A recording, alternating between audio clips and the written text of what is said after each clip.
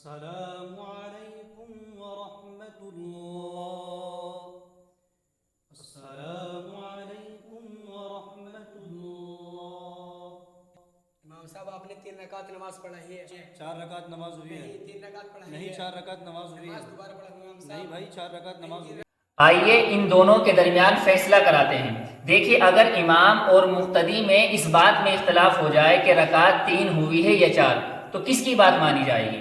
تو اس سلسلے میں یاد رکھیے کہ اگر امام کو اپنی بات پر پورا یقین ہے، پکا یقین ہے، تو امام صاحب کی بات مانی جائے گی۔ اگر امام صاحب کہہ رہے ہیں کہ 3 رکعت ہوئی ہے تو 3 مانی جائے گی اور نماز دوبارہ ہوگی۔ اگر امام صاحب کہہ رہے ہیں کہ 4 رکعت ہوئی ہے تو 4 ہی مانی جائے گی اور نماز دوبارہ پڑھنے کی ضرورت نہیں ہے۔ لیکن اگر امام کو اپنی بات میں شک ہے، یعنی پکا یقین نہیں ہے کہ 3 ہوئی یا 4، تو پھر اگر مقتدیوں میں سے کوئی ایک آدمی بھی امام کا ساتھ دے دیتا ہے، یعنی امام شک کے ساتھ 3 کہہ رہا ہے اور کوئی ایک مقتدی بھی امام کے ساتھ کہہ رہا ہے کہ 3 ہی ہوئی ہے، تو بھی امام کی بات مانی جائے گی اور نماز دوبارہ پڑھی جائے گی۔ اور اگر امام صاحب 4 کہہ رہے ہیں اور شک کے ساتھ کہہ رہے ہیں اور کوئی ایک مقتدی بھی امام صاحب کا ساتھ دے دیتا ہے تو بھی امام صاحب کی بات مانی جائے گی اور نماز دوبارہ نہیں پڑھی جائے گی۔